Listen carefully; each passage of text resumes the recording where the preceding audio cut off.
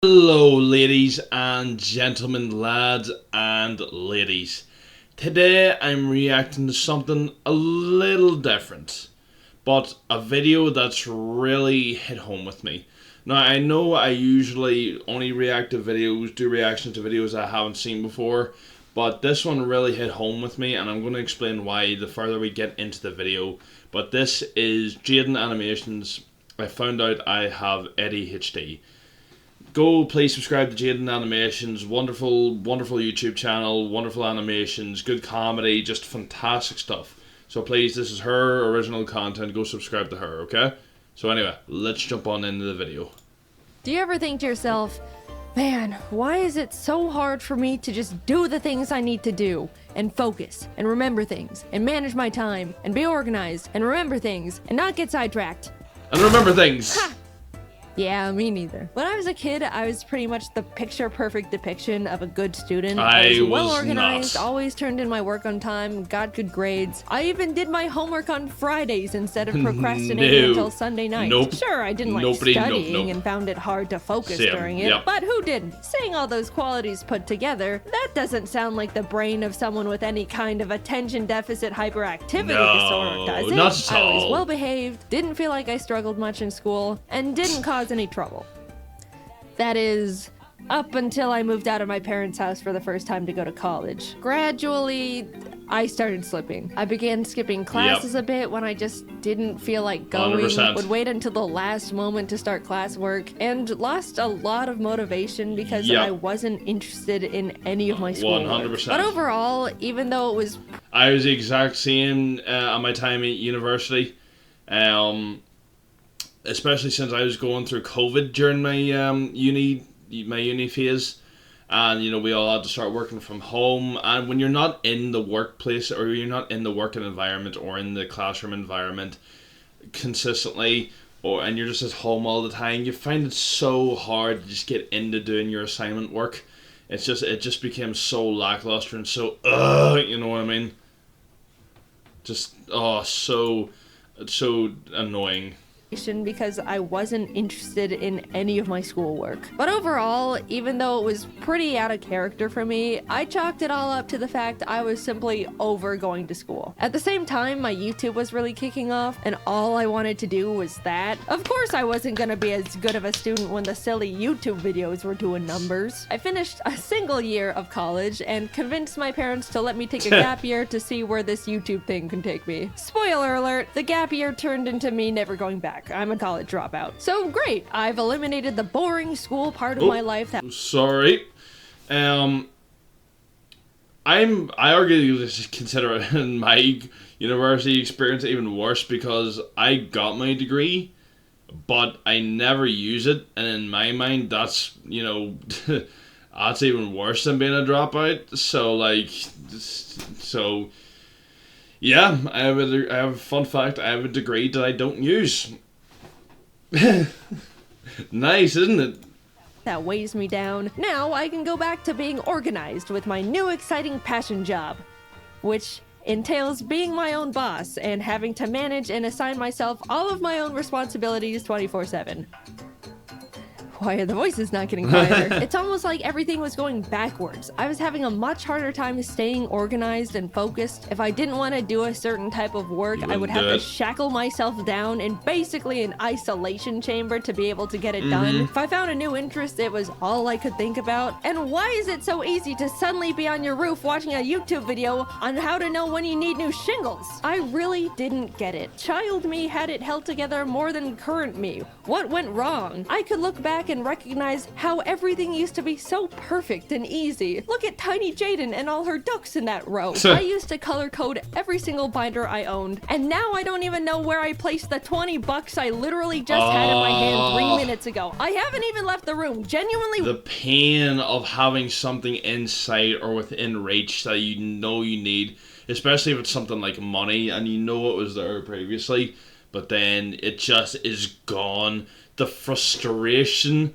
that comes from that is just, it's like stubbing your toe and then just, getting hit in the gut, and it's just one thing that piles after another, and it just builds and builds and builds over the simplest thing, and you feel like you're gonna explode over it nonetheless.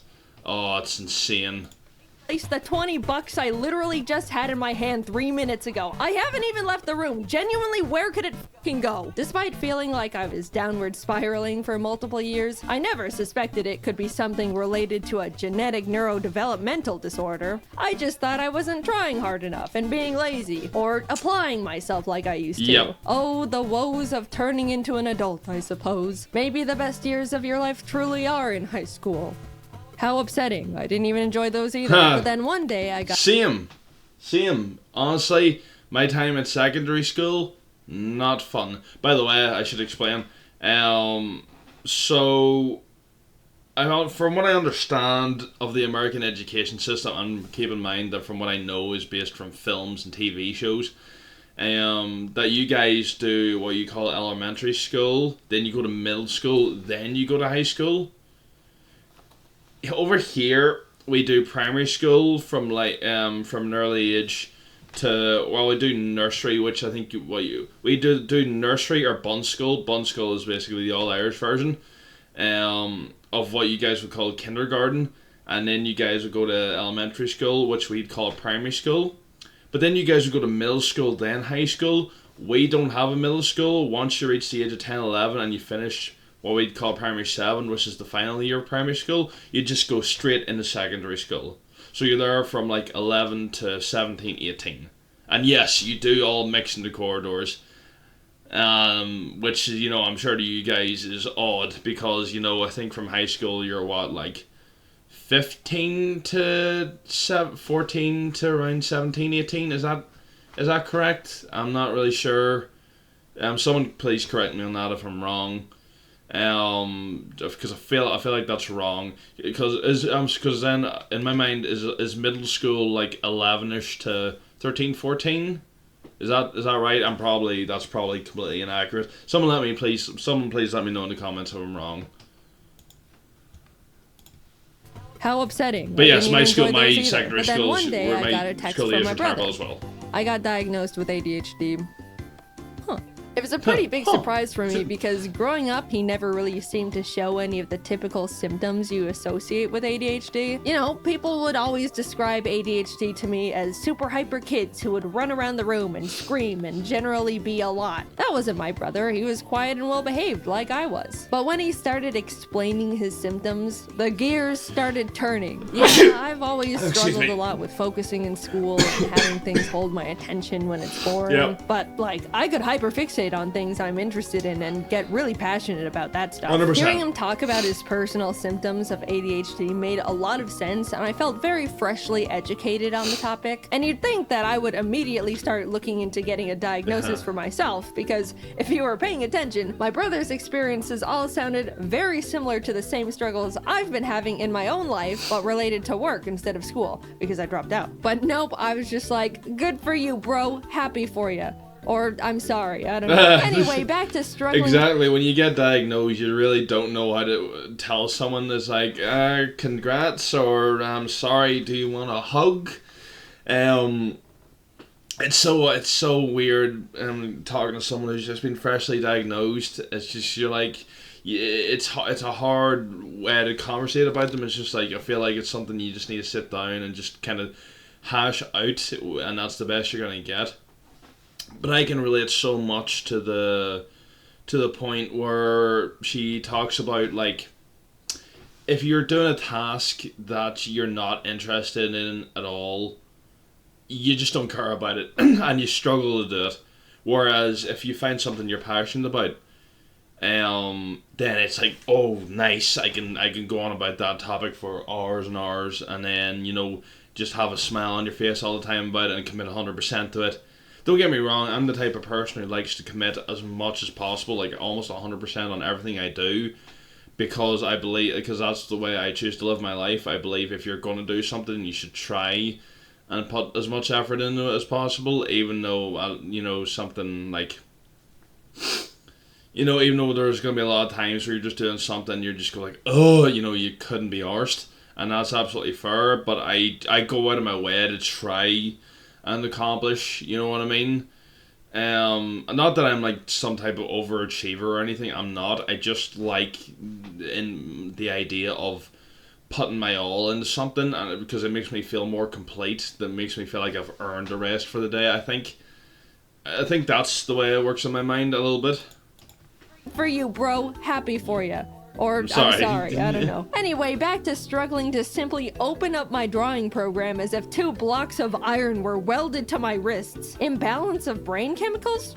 Nah, this just happens from time to time. It's normal. Just the laziness kicking in. I hate Mondays, am I right? Even though I didn't instantly think there was a possibility of me also having ADHD, the mental seed was planted. It's genetic, so I knew subconsciously it ran in the bloodline. It took a few years after my brother was diagnosed for me to really sit down with myself and consider that I, too, could have ADHD. Shocking revelation, I know. Foreshadowing, where did you come from? Things in the focus and productivity department were just getting worse and worse. I had the attention span of a cartoon dog, would completely forget things as soon as they entered my head, would hyperfixate on random stuff like an addict, and there was constant civil war happening inside my head to get one thing done, even though I knew it would only take like 15 minutes. Oh, you don't understand. The pain. It feels like physical torture to make myself sit down and lip sync a simple scene, like most of the time. You know, the thing I've been doing for 10 years at this point and am definitely used to doing. And yeah, once I've gotten going, then I'm honed in and you have to pry me away from it with a crowbar. I'm aware of that part. But nah, I'm still gonna scrap with myself to plant my ass in that chair because I don't even know why at this point. Sorry, I don't mean to keep pausing it, but I think it's important for this video is very important for me in numerous ways. But all the points there she keeps talking about relate to me so much, like the poor attention span sometimes. Sometimes you just you need to fight with yourself to get things done, even if it is something like, obviously her topic there is, you know, her like lip syncing with her animations, obviously. You know, that is her outlet, that's her passion, obviously, because she's made it, and what a success she's made out of it on YouTube. Like, mine would be fitness, mostly. You know, I like to be an active person. I like to be, you know, bodybuilding. I like to do martial arts. I like to do, you know, the odd bit of mountain biking every so often. You know, those are kind of my outlets, and of course, coming on here and making videos. But even though I like all these things, it's sometimes I need to have like this mental civil war that goes on in my head. It's like, right, no, get your arse in the seat, get down, get recording, get it edited as soon as possible, try and make it as funny and entertaining as possible, and then get it out public. Or if I'm in, you know, the gym, it's like, oh right, I gotta do like multiple sessions of the pads where I'm going all out, otherwise I've not accomplished anything. And then, but sometimes it's like, oh, but I don't want to go that day. But you still go anyway, you know what I mean? You still try and push yourself through it. But you keep going back and forth with yourself all the time.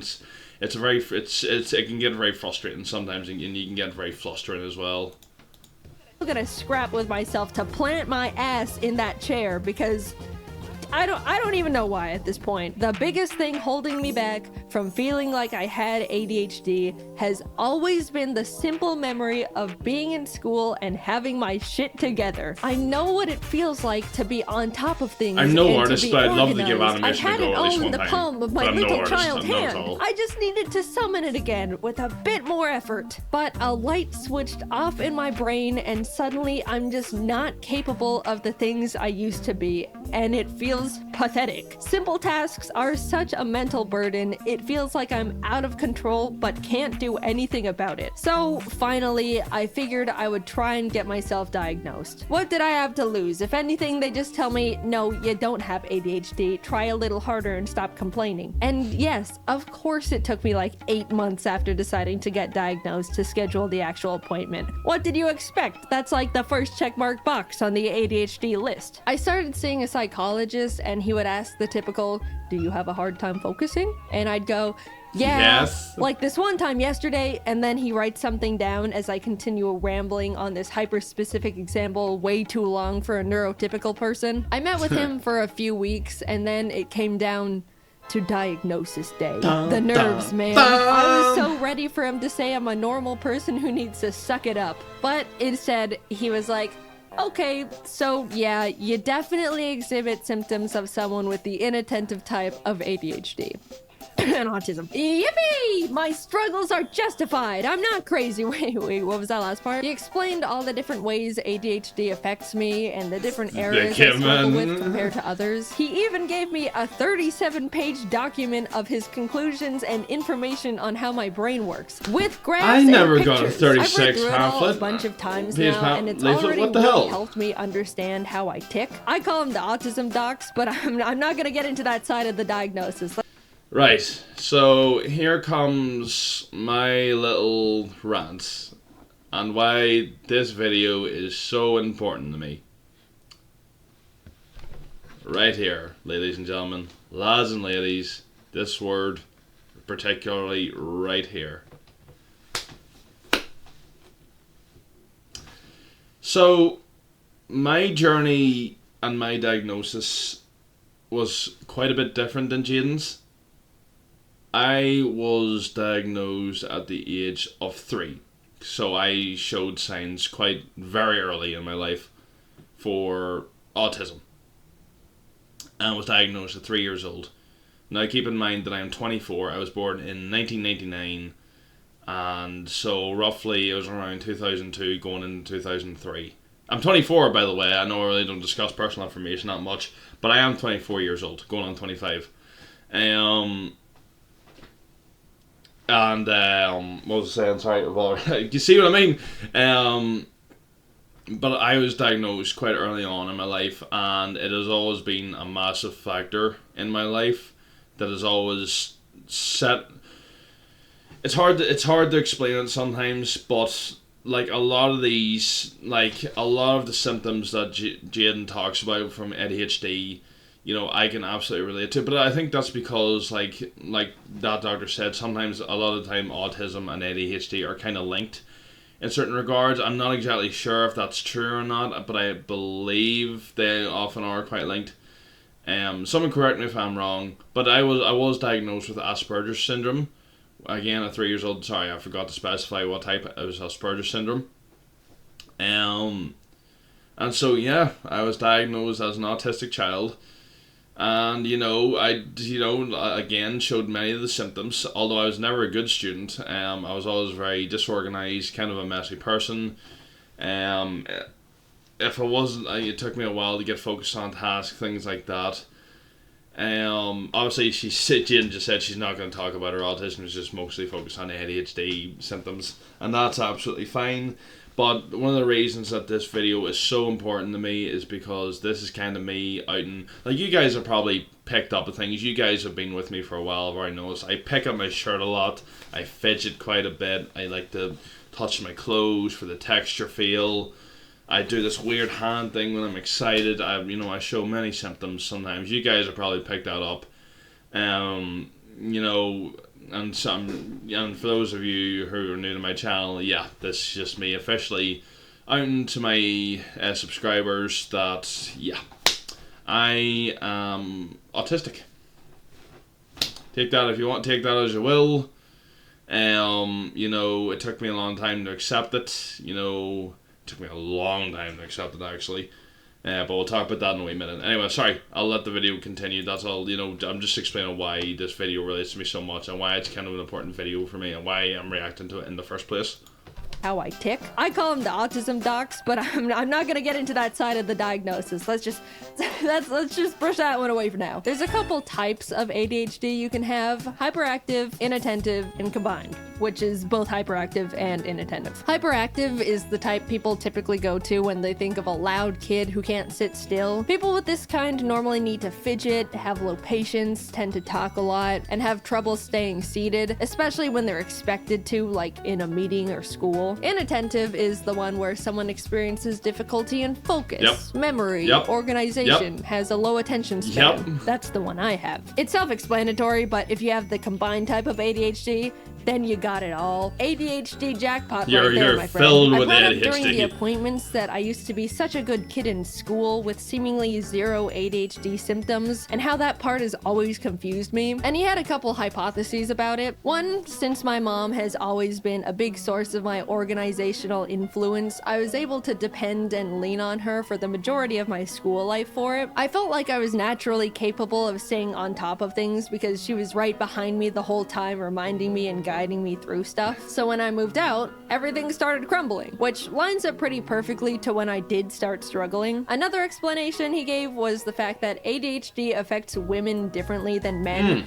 which is also less researched. Love to hear that one. Not only do women tend to be able to mask their symptoms better than guys, so it goes much more unnoticed, but they also experience ADHD differently. And research says there's a chance it can just start affecting women later in life. I'm no ADHD scientist though, that's just what I've been told by specialists. I don't know, I've just got the dang thing. Either way. Same. Honestly, guys, I'm not an expert on the field of autism, Asperger's, or ADHD, or whatever type of condition is on the spectrum. I'm the same. I'm in that exact same boat. I just have it. You know what I mean? And I've only been to know the facts I was told. I'm no expert in the field.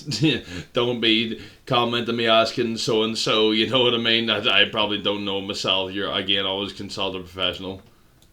Though that's just what I've been told by specialists. I don't know, I've just got the dang thing. Either way, those two explanations make a lot of sense to me and have since put my weird ADHD imposter syndrome to rest. I didn't really think that getting a diagnosis would change much about how I go about my life, but since getting my ADHD certificate and lollipop, it's completely revolutionized how I think and go about getting things done. It's still hard to get my ass into gear when I need to do one normal thing that's not difficult. But I'm 100%. much less hard on myself and will strike almost like these kinds of mental deals to loophole myself into getting things done. Like, for example, if I really don't want to edit a video, I'll say to myself, okay, I know it's gonna be super hard for me to immediately start that task, so I'll get myself into the mindset of getting things done by doing a simple other task I don't find difficult, like cleaning my room. That way, I'll feel productive and can transition that into tackling the original task much easier. It doesn't always work, but it's the mindset change and overall understanding that sometimes I'm gonna have to go about things in different ways that's helped me a lot. Also, after being diagnosed with ADHD, I didn't have much desire to get medicated. I figured just knowing I have it would be enough to get things into gear, and I didn't really need medication that badly.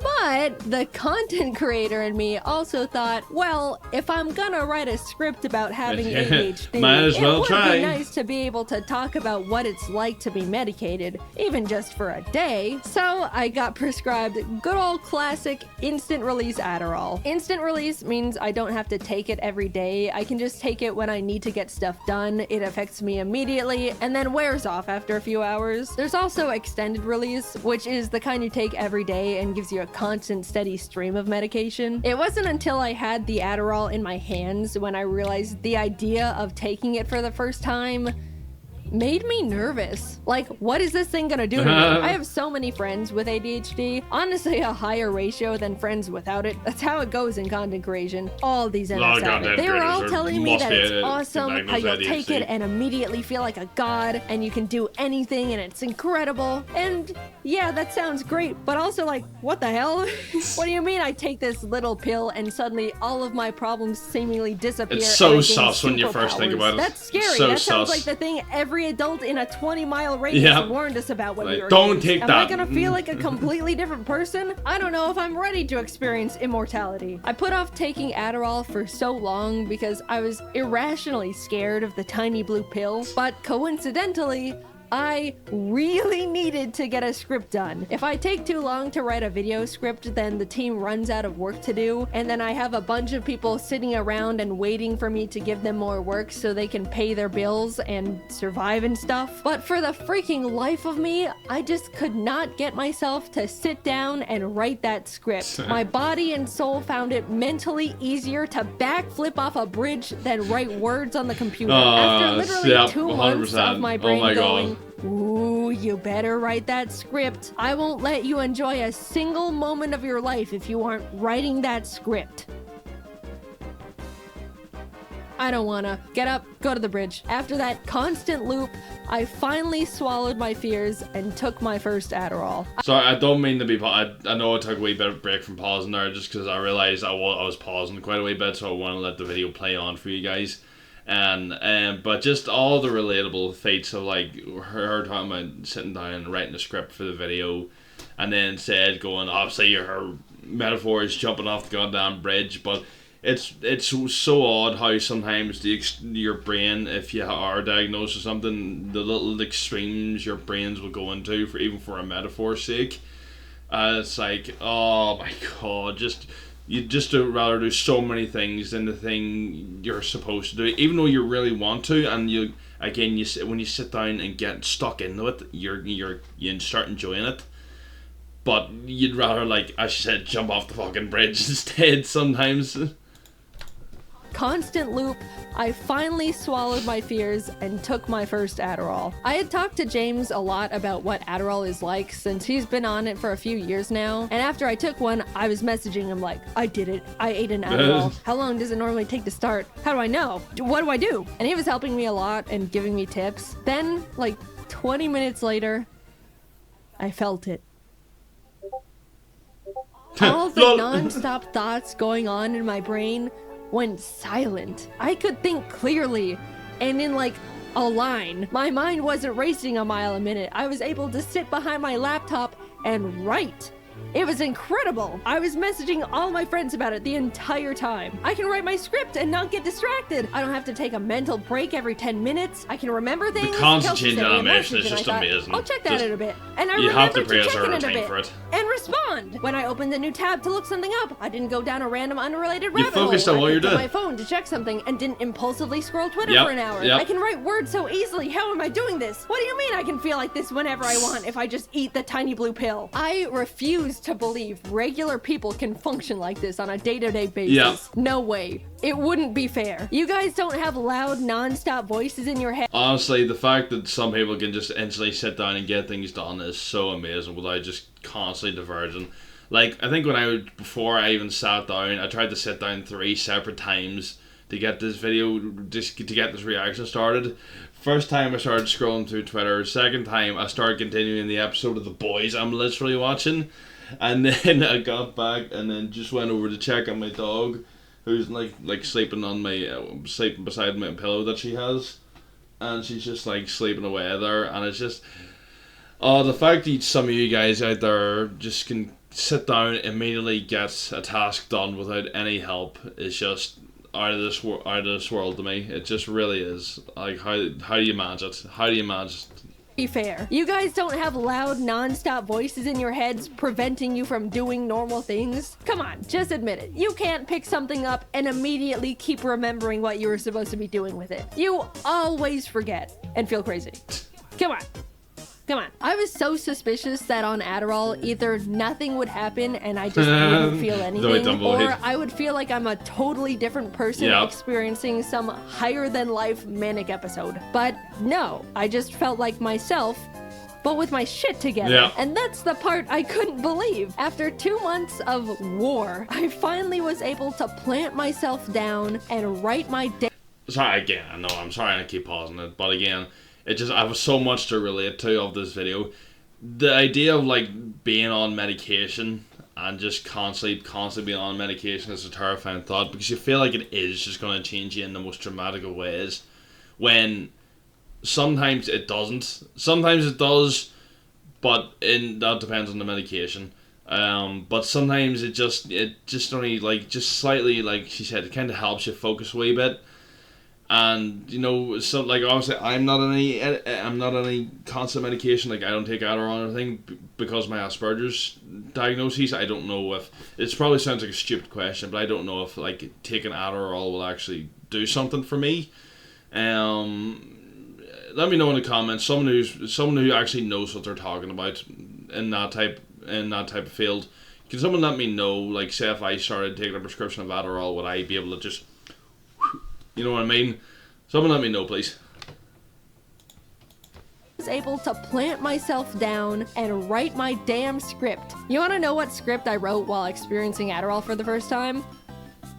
This one. I was struggling to write a script about ADHD, and the thing that finally pulled it out of me was Adderall.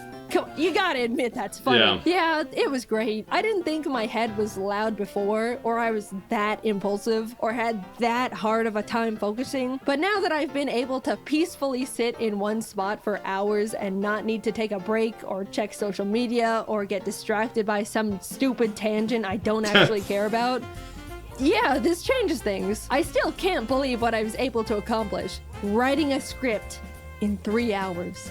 Compared to my typical 12 hours, aka one mediocre thing with no struggle at all. And you want to know what I did right after I wrote this script?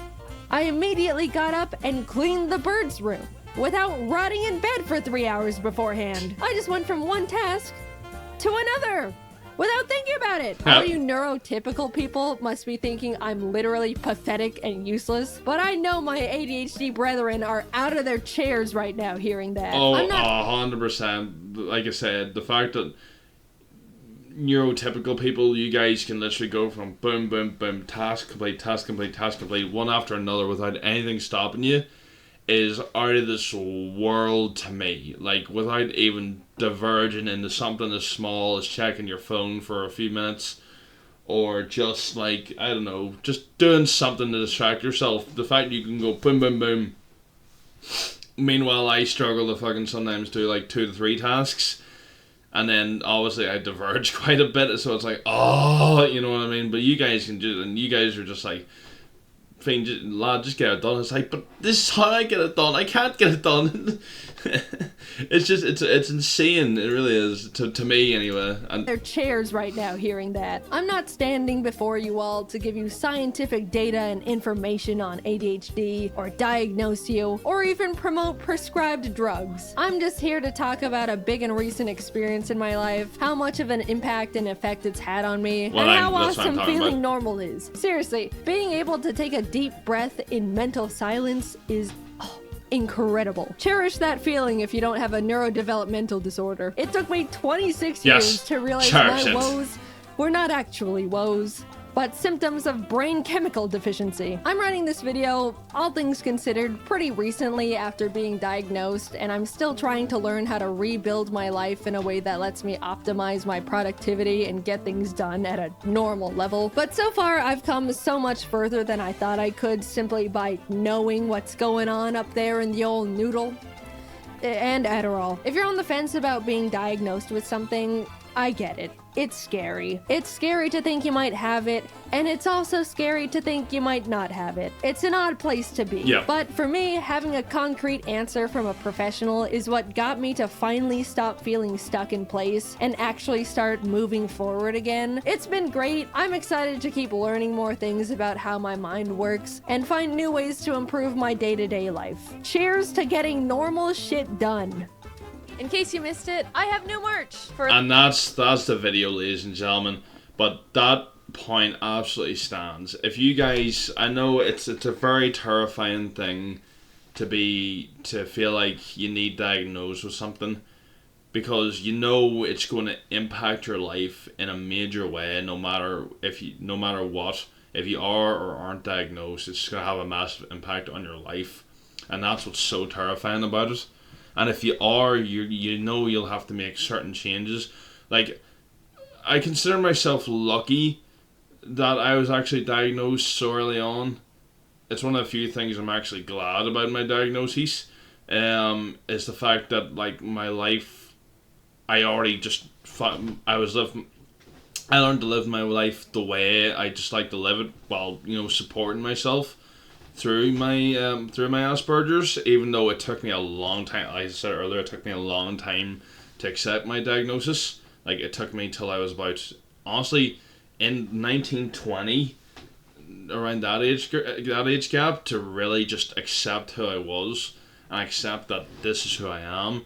Like, I spent my first, like, that 15, you know, going from 3 to 18, generally just trying to deny it as much as possible, and it just doesn't work, ladies and gentlemen. No matter how hard I tried, or no matter what I tried to do, you know, just denying it just did not work out for me. So when it came to that, when I finally became, like, an adult, At least going into my 20s, it just one day dropped on me. It's like, I literally had like a mental state for myself, I had to go like, listen lad, no harm to you, but this is who you are. You have this, there's no getting away from it, there's no outrunning it, this is what you have, this is what your life is. Now you can either make adjustments to it and live the way you're supposed to and be helpful towards it, or like keep hiding from it, keep